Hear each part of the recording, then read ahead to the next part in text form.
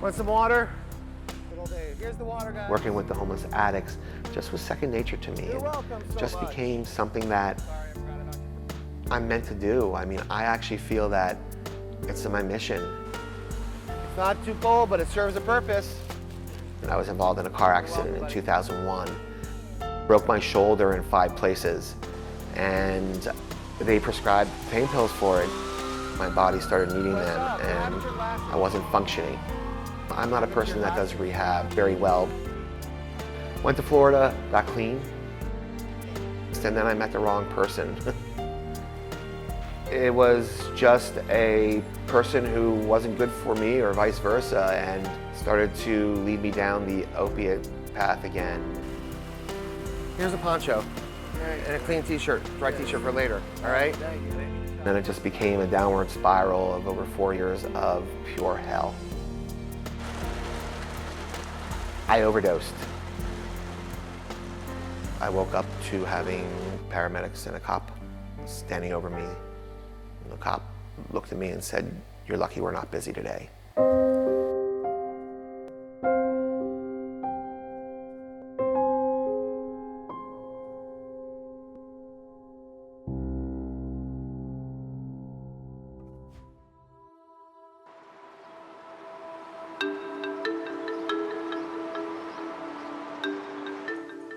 I started in the corporate world way back in the early 90s.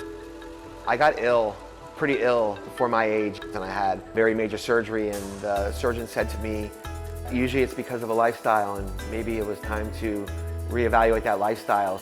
So I ended up quitting my corporate job and leaving my comfy 6-figure salary.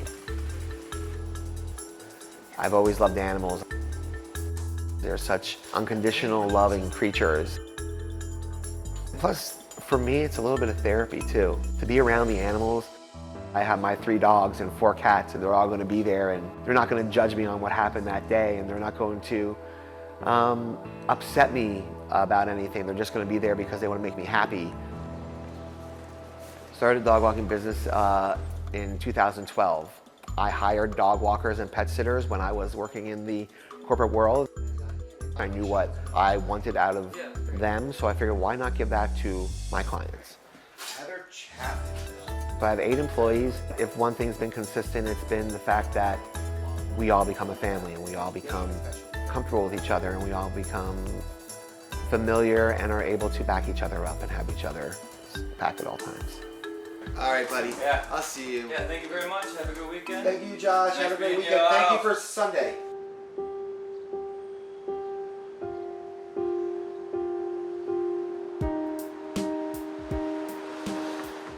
What size are those? You need 10 and a half? 10.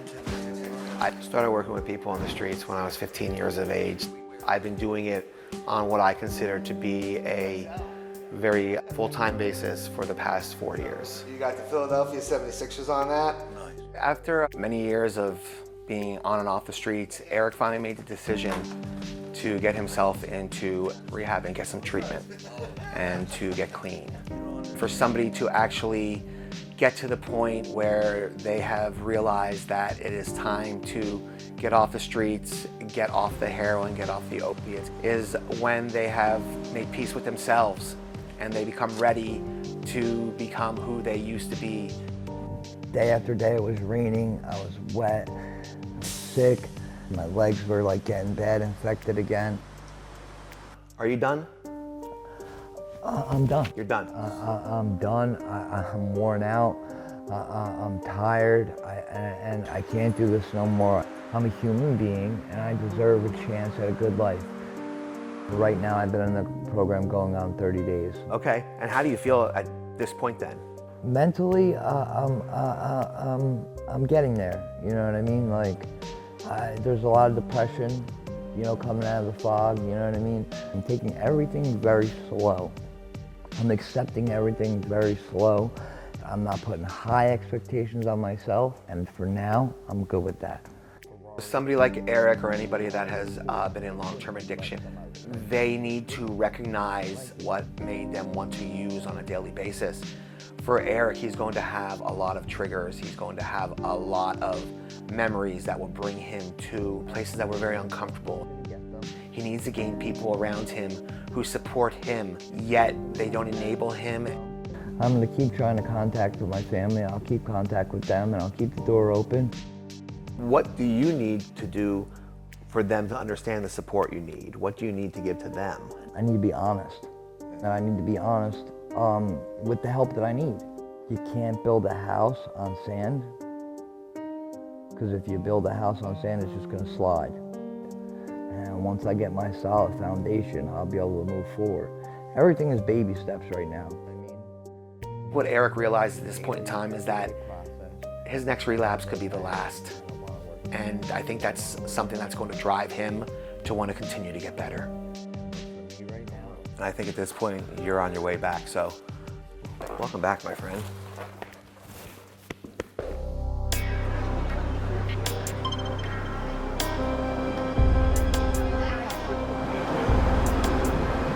If y'all needed underwear, you could have just asked me instead of stealing it. I can't live out here no more. I'm 34 years old, and it's too much anymore. The chaos and the bullshit and the lifestyle. How could anybody possibly want to live in that? There's something addictive about it. Yo! That we're supposed to be taking care of each other. And we're supposed to be behind each other. Not behind each other with the knife out, waiting to stab them in the back. I got caught in a sting, which I must say, going 2 years out here without getting it in handcuffs is quite the feat. Bye, thank you. I copped, and as I was walking back, he just popped out from behind the wall and grabbed my hand and put me in cuffs. People suck, the drugs suck, it's just miserable, I'm tired. It's tense. Like, people just bully people. I'm a small little white girl, so it'd be easy to push me around, you know. I tried the 2 times to go away, like, it's frustrating. I will find any bullshit, dumbass excuse, probably every addict does. Today, I would like to get over to Prevention Point and find out about the methadone outpatient clinic. When I was on methadone before, it worked quite well for me. I was in school, I had a job, I had my own place. I was every bit of functional.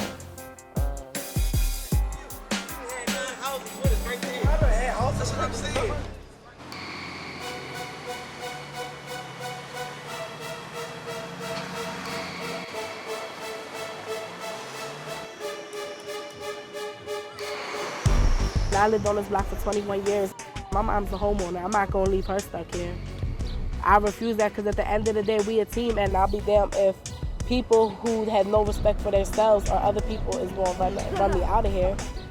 Kensington is a place that people were born and raised and don't have the opportunity to leave because that's all they know or that's their home and they can't afford anywhere else. Most of the people who are there in addiction aren't from Kensington. A crack pipe, this is everything. We just picked some up that was out here.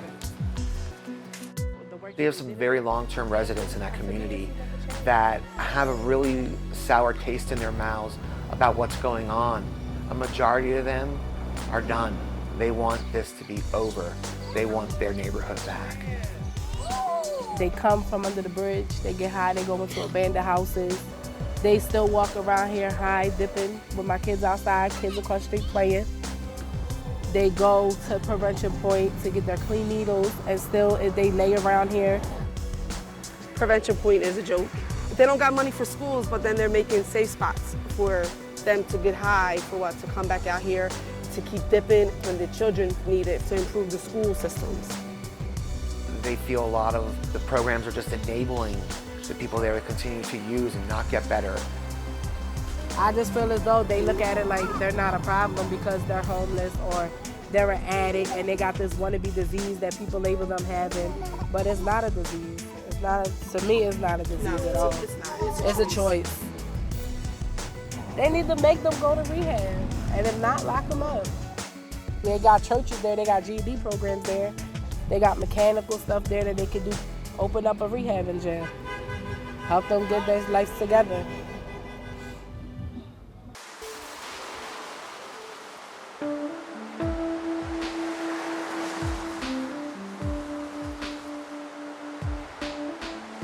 Anything good going on? Some good. All right, like what? Just pursuing treatment, just the fact that I am pursuing treatment. The last time that I talked to Kelly, she was not ready to get treatment. Talking to her today, she's at that point. She's hit rock bottom and she's ready. We talked about detox before, and you talk about it again. You're afraid of that, huh? Yes. What's the fear in detox? It is a horrible experience. I Really? hate being dope sick. If there was a way to avoid dope sick, many of them would not be out here. Going clean isn't an easy task, and doing it without having any type of opiate going through your system will make you sick. It'll give you the chills, it'll give you the sweats, the fevers, nauseous, you can't sleep. It feels like somebody is ripping the insides of you out. However, once they get past that part, the rest is easy. This life isn't what you want. You're sick of it. Right. How long do I keep waiting before it kills me? Afraid of dying, huh? Honestly, up until like now-ish, I really didn't care if it did or did not. It has recently taken my brother. And how recent? Very, Very. very. Were you close? Yes. So it's hit home? Yes. Really close to home. My brother fell asleep behind the wheel coming back from Kensington on the boulevard. The last time we talked about family and you were done is we talked about your mom, where you were sad. We're talking about your brother, where you're angry. Two different emotions. Yeah, I was angry at her a little bit then too, because of her decision to pull the plug. Can't be, because he'd have done it himself once he was capable of. That probably would have been the first thing that he did with his ability to walk or use his hands again. He wouldn't have walked, so use his hands again. How are you feeling today? I'm still pissed. You're pissed. I'm mad. Okay. I did not know he was coming down here. If you are that mangled, I know you get high. You know where to find me. So if I asked you then, since in 60 days from now, where do you hope to be? Where do you hope to be? I'd say 30 days, but you haven't started. You have to get at that point. So 60 Not days. here. Not here, but God, I will hate myself if I'm not here. I really will. I will have a hard time if I'm still under this bridge in 60 days.